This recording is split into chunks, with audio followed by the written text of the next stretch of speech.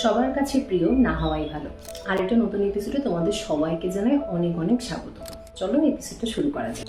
আচ্ছা, সময় এমন একটা জিনিস যেটা আমি ছোটবেলা থেকে শুনে এসেছি, তুমি যতই টাকা দাও, যতই যাই কিছু দাও, তুমি এটা যদি একবার চলে যায় কখনো তুমি ফিরে পাবে না।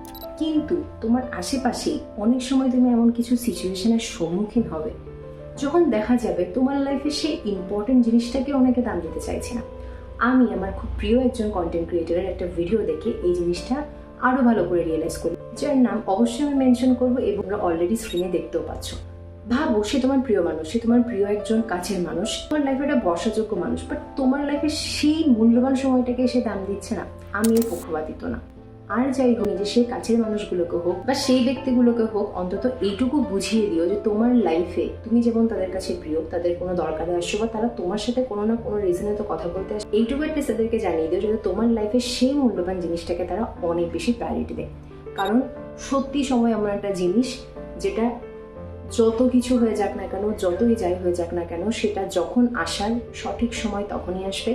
আর যদি কোনো একটা কারণে সেই সময়টা হাত থেকে বেরিয়ে যায় বা নষ্ট হয়, সেটা তুমি জীবন দিয়েও কখনো ফিরে পেতে পারবে না।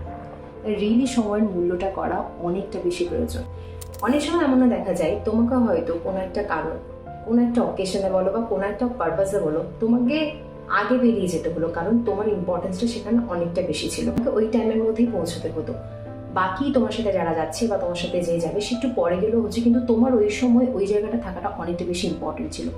তুমি যদি তাকে ফেলেও চলে যাও, সে যদি ক্ষণিকের জন্য তোমার উপরে একটু মন খারাপও করুক, সেই জন্য বলে তুমি অপেক্ষা করে আছে, তোমার জন্য একটা সময় তারা অলরেডি সেট করে আছে, তুমি কিন্তু সেই সময়টাকে নষ্ট করতে পারো না।